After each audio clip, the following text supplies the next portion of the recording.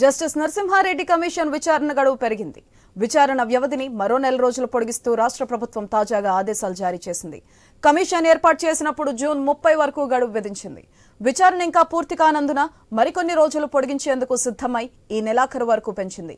Commission ఏర్పాటును తప్పుపడుతూ మాజీ CM KCR దాఖలు చేసిన పిటిషన్ను హైకోర్టు కొట్టివేసినందున ఆయన నుంచి వివరణ తీసుకునేందుకు కమిషన్ ఏర్పాట్లు చేస్తుంది.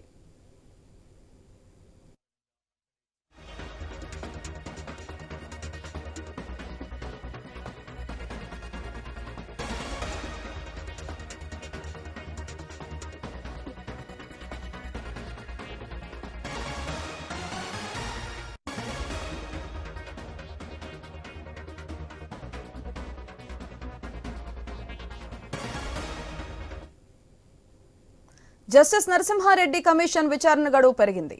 విచారణ వ్యవధిని మరో నెల రోజులు పొడిగిస్తూ రాష్ట్ర ప్రభుత్వం తాజాగా ఆదేశాలు జారీ చేసింది. కమిషన్ ఏర్పాట్లు చేసినప్పుడు జూన్ 30 వరకు గడువు విధించింది. విచారణ ఇంకా పూర్తి కానందున మరికొన్ని రోజులు పొడిగించేందుకు సిద్ధమై ఈ నెలాఖరు వరకు పెంచింది.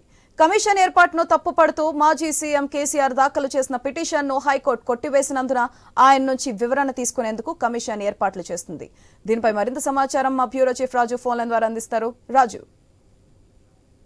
తెలంగాణ రాష్ట్ర ఆవిర్భావం తర్వాత తొలి ప్రభుత్వం ఏర్పాటు చేసినటువంటి మాజీ ముఖ్యమంత్రి కేసీఆర్ సహాయంలో కొనుగోలు చేసినటువంటి ఛత్తీస్గఢ్ విద్యుత్ కొనుగోలు ఒప్పందాలతో పాటు తెలంగాణ రాష్ట్రంలో కొత్తగా తలపెట్టినటువంటి విద్యుత్ పవర్ ప్లాంట్లలో జరిగినటువంటి అవినీతి అక్రమాలు జరిగాయని చెప్పేసి భావించినటువంటి ప్రస్తుత రేవంత్ రెడ్డి ప్రభుత్వం దీనిపైన ఒక విచారణ జరపాలని చెప్పేసి, విద్యుత్ కొనుగోలులో తీవ్ర అవినీతి జరిగిందని చెప్పేసి దీనిపైన సమగ్ర విచారణ కావాలి అని చెప్పేసి ఒక జస్టిస్ ఎల్ నరసింహారెడ్డి కమిషన్ ని నియమించడం జరిగింది.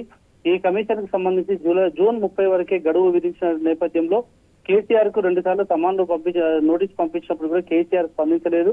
పైగా కేసీఆర్ ఆ కమిషన్ కు చట్టబద్ధత లేదు కాబట్టి ఆ కమిషన్ వెంటనే రద్దు చేయాలని చెప్పేసి కూడా డిమాండ్ చేయడం జరిగింది. అదేవిధంగా 12 పేజీల లేఖ కమిషన్ కు రాసి ఆ కమిషన్ వ్యాఖ్యలు కూడా తప్పుపట్టినటువంటి పరిస్థితి. అనంతరం ఆ కమిషన్ వెంటనే రద్దు చేయాలి, దానికి ఎటువంటి చట్టబద్ధత లేదు అని చెప్పేసి హైకోర్టులో రిట్ పిటిషన్ కూడా వేయడం జరిగింది.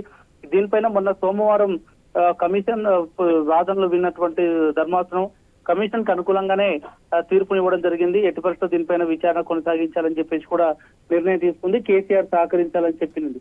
సో ఈ నేపథ్యంలో కేసీఆర్ సహకరించాలంటే విచారణకు రావాలి, విచారణ జరపాల్సిన అవసరం ఉంది. కాబట్టి ఇంకా నెల రోజులు మాత్రమే కమిషన్ కు గడువు ఉండేది. ఆ గడువును కూడా మరో నెల రోజుల పాటు పొడిగిస్తే గానీ కేసీఆర్ విచారించడం సాధ్యం కాదు అని చెప్పేసి కూడా భావించినటువంటి రాష్ట్ర ప్రభుత్వం నిన్న రాత్రి ఈ కమిషన్ యొక్క సమయాన్ని మరింత పొడిగించడం జరిగింది, గడువుని.